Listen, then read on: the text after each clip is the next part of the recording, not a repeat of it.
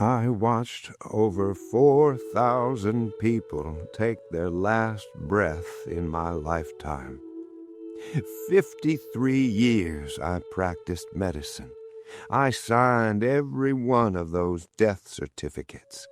I sat beside them in those final hours, held their hands when they were scared, and looked their families in the eyes when there was nothing left to say. And I'm going to tell you something straight, something most of them had in common. They didn't have to leave when they did. It wasn't their genes that got them in the end. It wasn't just bad luck.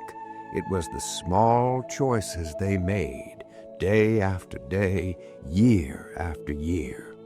Choices they never thought were killing them slowly. I started noticing the same patterns back in 1972. I warned people about them for decades. Very few listened. Now most of them are gone. I'm 102 years old now. Yeah, you heard that right. I'm not sharing this for sympathy or to sound impressive. I'm telling you because I've spent more time with dying folks than just about anyone still walking this earth. And after all those years, I can see exactly what separates the ones who make it into their 90s from the ones who drop at 68 or 72.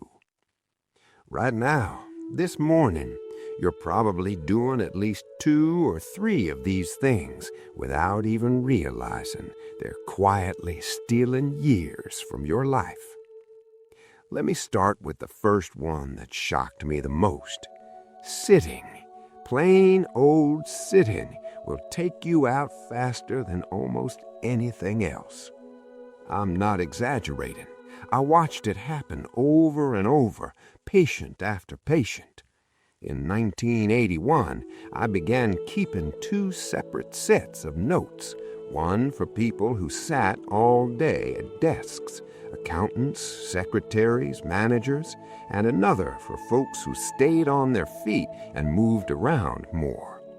By 1990, the difference was impossible to ignore. The ones who sat 8 or 9 hours a day were aging inside about 40% faster. Their blood work told the story before their bodies did. Their hearts gave out sooner. Their circulation got sluggish. Here's what actually happens when you sit for hours on end. Your blood starts pooling in your legs. Your lymphatic system, which relies on movement to flush things out, basically goes to sleep. Toxins build up. Your muscles start wasting away within just a few days of not being used. And after 60, that whole process speeds up like crazy because your body doesn't bounce back the way it did at 40. I had this one patient, a retired judge, real disciplined guy. He exercised every single morning for 45 minutes like clockwork. Thought that was enough, but then he'd sit for the next 10 or 11 hours, reading, watching TV, paperwork. He dropped dead from a stroke at 71. All that morning exercise couldn't save him from all that afternoon stillness. The fix is simpler than you think. Just move every hour. Stand up, walk to the kitchen, go to another room. Do anything that gets your legs working. I've been doing this since 1974. I still set a little timer. Every 50 minutes I get up. I'm 102 and I still do it. Second thing I saw clear as day was sleep. Not just how many hours, but the quality of it. So many patients would brag to me, "Doc, I only need 5 or 6 hours. Always been that way." They said it like it made them tough. It didn't. It was hurting them. Your brain needs 7 to 9 solid hours to do its repair work. During deep sleep, That glymphatic system of yours washes out all the waste, including the junk that's linked to memory loss and foggy thinking. When you keep short-changing your sleep night after night, that waste just piles up. I watched people who slept poorly start losing their memory and sharpness a full 10 years earlier than the good sleepers. The pattern was so strong, I could almost guess who was going to start slipping just by asking about their nights. And something the studies are only catching up to now. Broken sleep is actually worse than short sleep. Waking up 4 or 5 times a night, even for a minute or two, stops you from getting into those deep, healing stages. A lot of my patients didn't even realize they were waking up. Their husbands or wives knew, but they had no clue. If you're getting 8 hours in bed but still waking up tired, something's off. Third one is loneliness. I know it sounds soft, but it's not even close. Being lonely puts your body in a constant low-grade stress mood. Cortisol stays high, your immune system weakens, inflammation goes up. I had patients who looked healthy on paper, but lived alone with almost no real connections. They went downhill faster than people who had serious illnesses, but strong family or friends around them. Humans aren't built to be alone. After 60, when your spouse passes or old friends start disappearing, it gets harder and harder not to drift into isolation. You've got to fight it on purpose. Pick up the phone, join a group, make sure weeks don't go by without a real talk with someone who knows you. The fourth one still makes me shake my head because the advice we doctors gave for decades was flat out wrong. We pushed low-fat everything.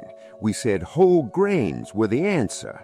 We told people orange juice was healthy. Look what that created.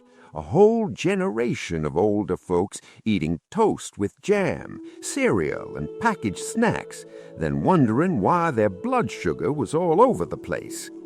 After 60, your body changes. Insulin sensitivity drops. You can't handle carbs the way you used to.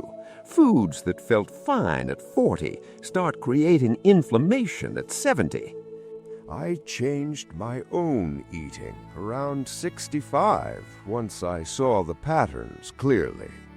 Cut way back on processed carbs, added more healthy fats, focused on vegetables and good protein. My own inflammation numbers dropped in just 3 months. I told my patients the same thing. Some listened. Most didn't. They trusted the old guidance. A lot of them aren't here anymore. Last one is the quiet killer. Constant worry.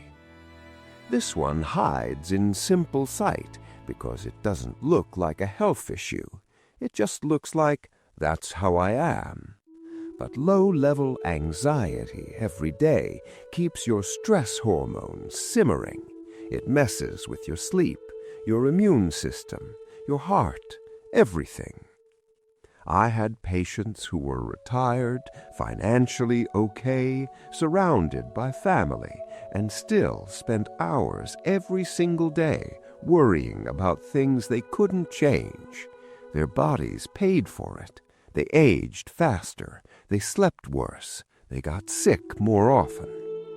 Learning to let go of what you can't control isn't just nice advice. At our age, it's survival. Let me tell you about my wife.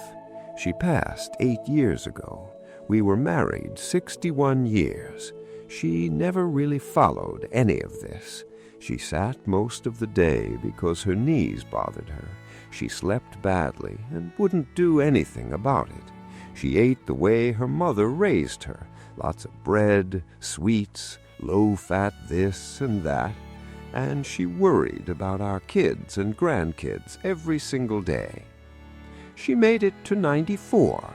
You might think that sounds pretty good, but I watched her slowly lose her strength, her mind, and her independence for 15 years before the end. Those last years weren't living, they were just shrinking. She could have had another good decade of real life if she'd been willing to change. She wasn't. I'm 102 now. I live by myself. I still cook my own meals. I walk every day. I read. I call my grandkids. I sleep 7.5 hours most nights. I'm not special. I'm not blessed with magic genes. I just made different choices. You're making choices right now, this very hour.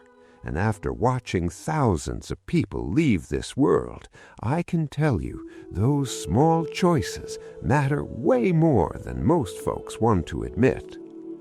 You don't have to fix everything at once. That's too much. Just pick one thing: the sitting, the sleep, the loneliness, the food, the worrying. Start with one. When you fix that, the others get easier to handle. I've buried 2 of my 3 children. I buried my wife. I buried 4,000 patients. I'm still here, and most of the people I laid to rest didn't have to go when they did. You're still here too. So tell me, what are you going to do about it? Because the years you have left, they're not promised, but they can be fuller than you think if you choose.